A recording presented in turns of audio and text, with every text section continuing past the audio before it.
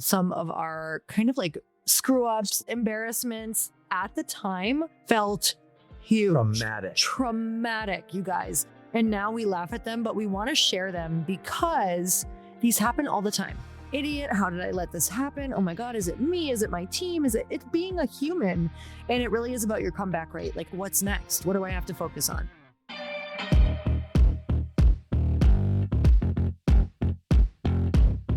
And we're back with another episode of He Said, She Said. Hey, before we get started, we gotta let everyone know we are about to open cart in a couple of weeks from this recording and only going to take 30 new people into our Mentor Collective Mastermind, which is a very small number. But here's why we only take a small number. This is the one that's the most supportive mastermind literally on the internet, right? And so what it means is not only are Lori and I teaching every 2 weeks, but there's a call every single week for you to learn from.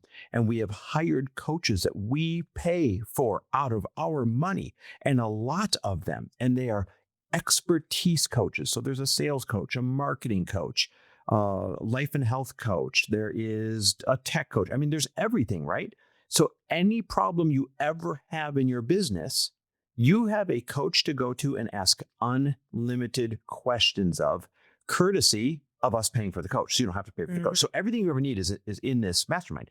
But that's why we have to limit it to real small groups every time that we enroll. Now, the mastermind as a group grows bigger and bigger, but we have to grow the number of coaches in accordance with the number of members. So bottom line, we're only going to take 30 people. Now, if you're listening, when Lori and I only take 30 people, that is not a lot. Like that is a small, that goes like zoom right away. So here's your greatest chance of getting to get one of those chances. And first of all, this is the mastermind that is for people earning between, I'd say 25,000 and 500,000. 500,000 is where you got to start applying for the elite level mastermind. Now, with that being said, here's how you get on the early access list.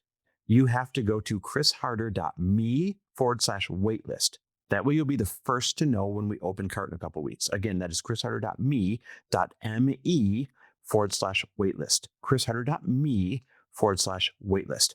Put your name on the waitlist. You'll get a heads up before anybody else so that you've got the highest chance of getting one of those 30 spots. And it is, I mean, go read all testimonials on the sales page. It is awesome.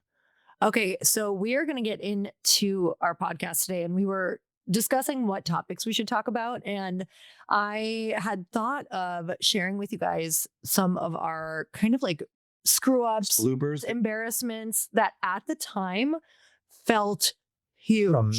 Traumatic, you guys. And now we laugh at them, but we want to share them because these happen all the time.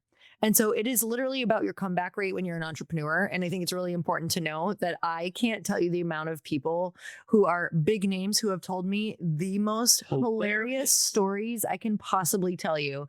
So, Chris, do you want to start off? Oh, yeah. With when I'll fall on the sword right away. Yes, I'll fall on the sword right away. Okay, so Lori and I used to release a course called Aligned. And this is what makes it really funny, is the fact that it's called Aligned. Like, ooh, we're so aligned, right? And it was a great course, part business, part life, just getting everything aligned to be able to be successful. It's not available anymore, but this was like one of our flagship products for a minute.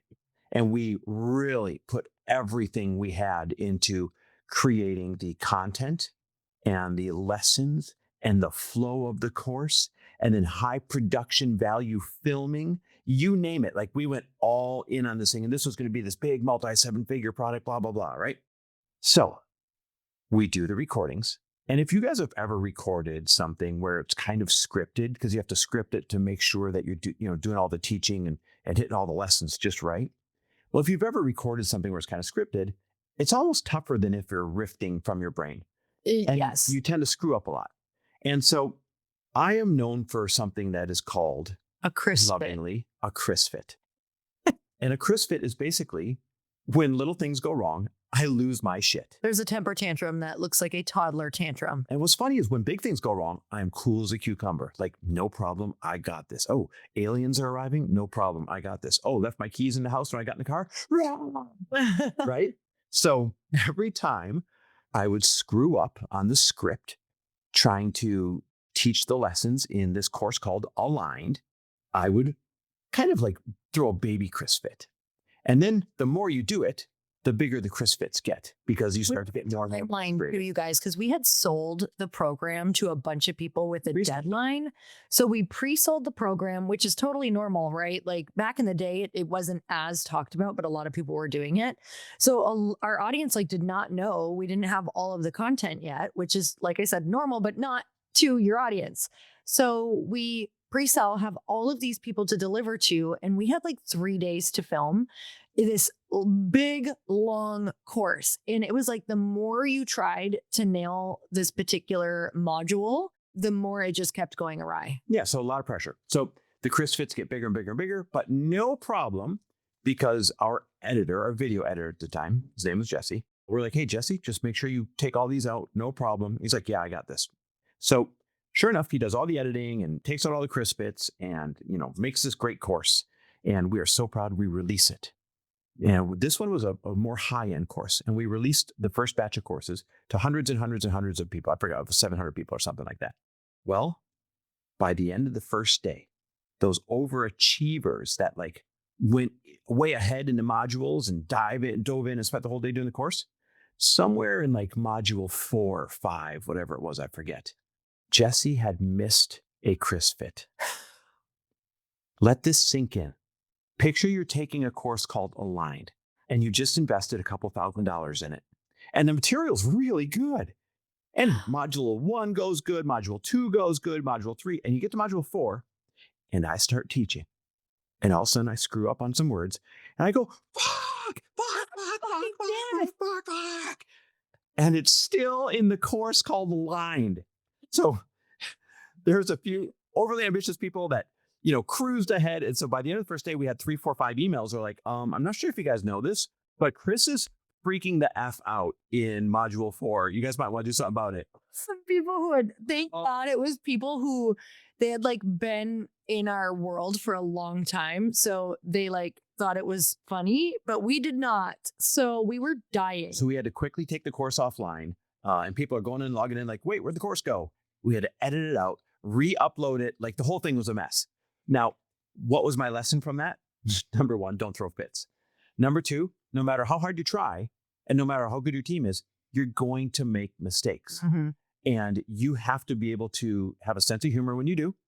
You have to let the wave of embarrassment and anger just kind of flow through you.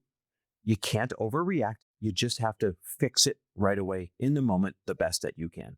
Yeah. And I mean, your whole body kind of takes over and it feels like a trauma response, truly. And I remember like, it was like a week straight where you were sick to your stomach. Yep. Just like, terrible. We don't know who saw it. We don't know what people are thinking. Like, how many people saw it and didn't email? I don't know. And this was a little bit of a time before like people were outwardly being themselves. Yes. Like really coming out with their personalities. And so it was like, Chris online and then Chris throwing a fit. So it was like just this 2 different personalities. Oh my God.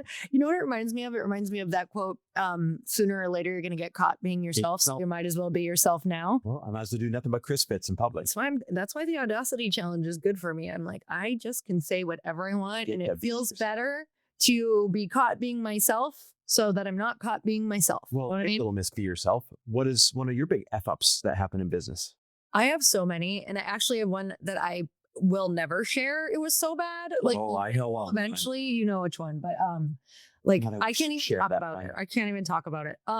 Literally, it's bad. But obviously, I have a podcast. You're listening to it.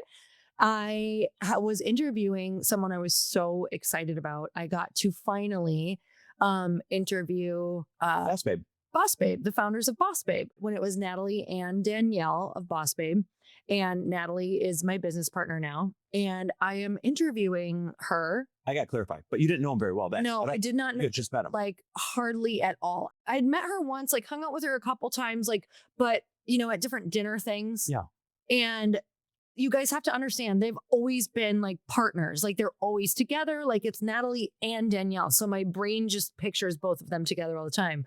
So while I'm interviewing, I have a realization at the end of my podcast that I have been calling her by the wrong name the entire podcast, and she didn't tell me. You were calling Natalie Danielle. Yes. For the whole podcast, and she never spoke up. No. Oh my God.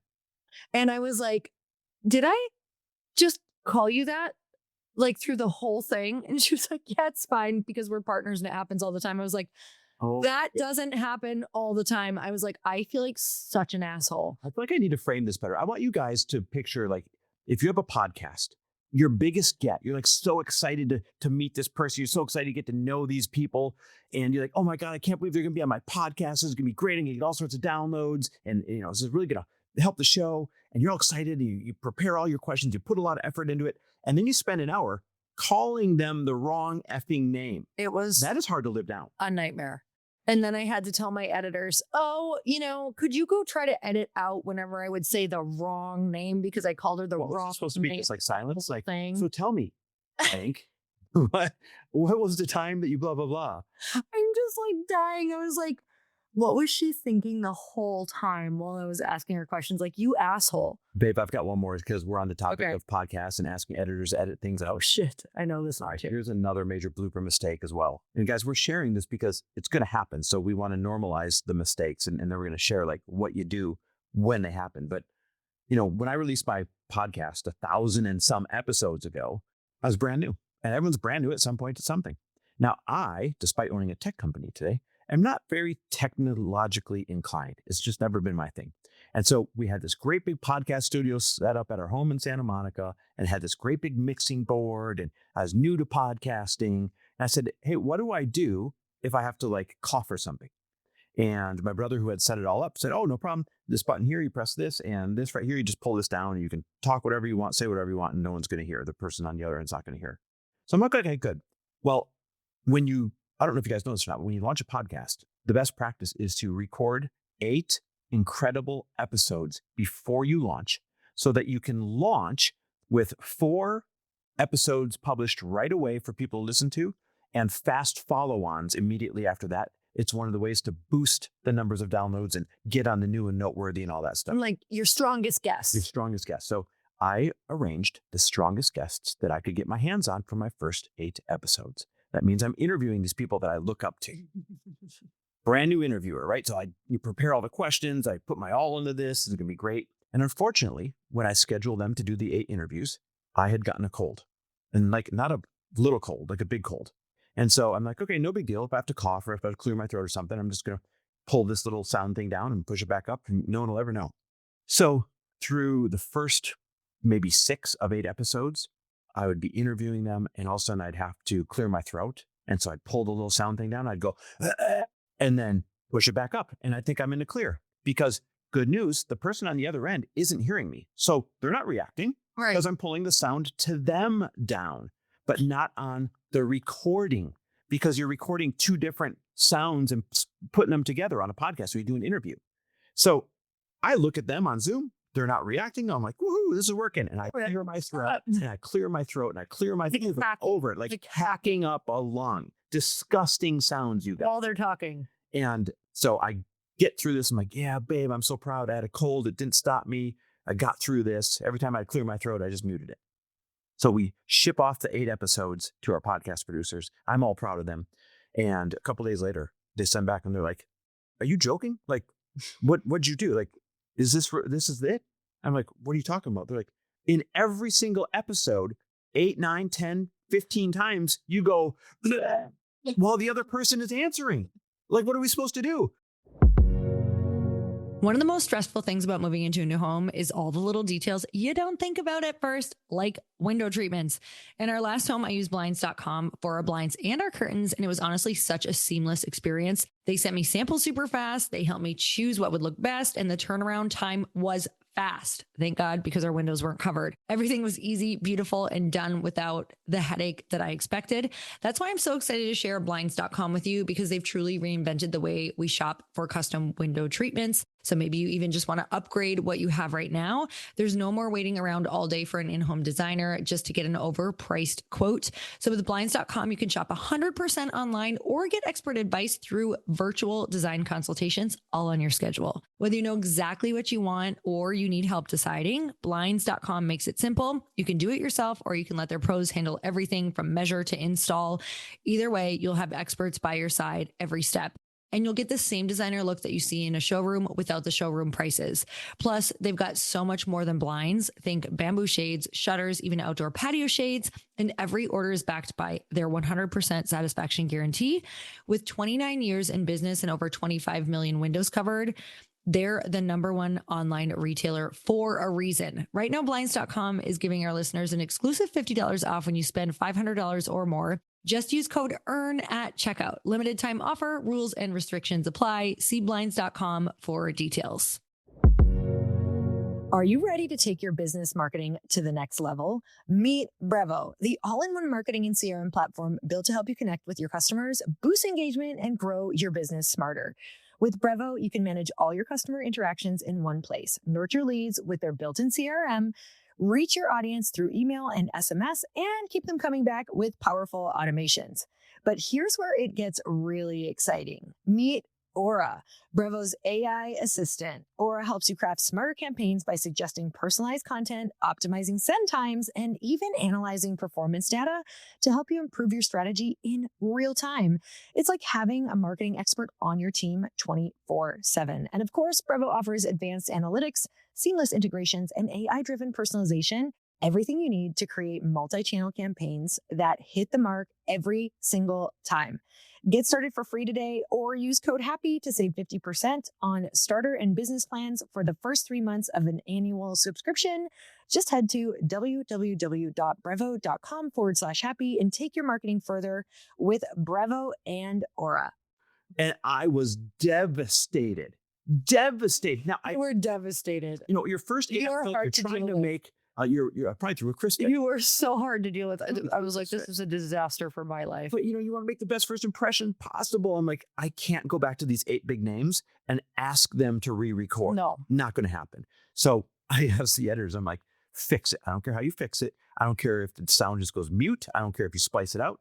So if you go back and listen to my first 6 or 8 episodes, you can, if you listen closely, you can hear where the person's talking and then maybe the words don't match up because they had to splice out, 3 seconds. Tracking. Or where the person's talking, but it just kind of goes mute. You can go back, you can find the edits where they had to clear out my throat clearing as best as they could. God. And done was better than perfect. Uh-huh. What I learned from that one, sometimes you just have to move forward and you don't have perfect options. And I think in business, this is where people go wrong. They're like, oh, well, what is my good option and my bad option? I'm going to choose my good option. And that's not how business goes a lot of times.